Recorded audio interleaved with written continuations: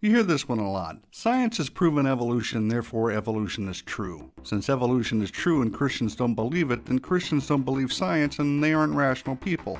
Really, let's put that claim to the test. First off, evolution in the sense that things change is evident. No rational person disputes that. Therefore, rational Christians believe it. We can observe change.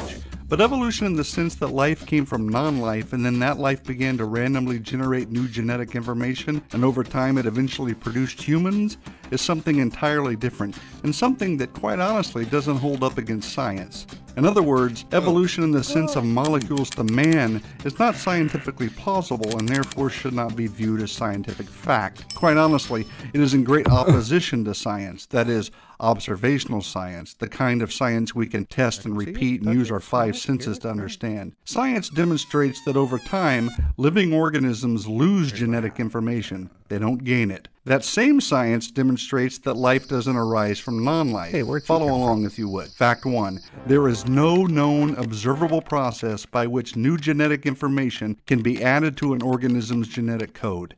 None. That pretty much refutes evolution right away because there's no way to go from a fish to an amphibian without adding new information, right? If living organisms cannot produce new genetic information, how can anything gradually change into something of higher intelligence or form or complexity?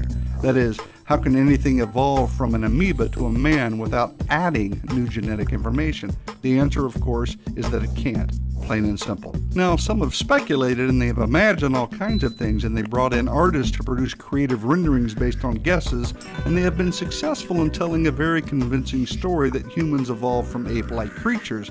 But those are just drawings, people. They're just stories. But what we really observe is humans are humans and apes are apes. Now, if fact 1 buried evolutionary thinking deep into the Precambrian soil, this next fact, fact 2, tosses so much sediment on it that not even the greatest team of paleontologists with the latest subterranean gizmo could dig up the remains. Check this out. Never, again, never has it been observed that life can come from non-life. So here are 2 major scientific evidences against evolution. I reiterate for clarity, life has never been observed to come from non-life, and there is no known, observable process by which new genetic information can be added to the genetic code of an organism. So, molecules to man evolution doesn't really make scientific sense. Yet we are all here, and life is all around us in various forms. Although evolution cannot account for this, the Bible can. The Bible reveals that the all-powerful, all-knowing, supernatural God created the heavens and the earth out of nothing, and all life according to its kinds, that is, each with its own set of genetic information.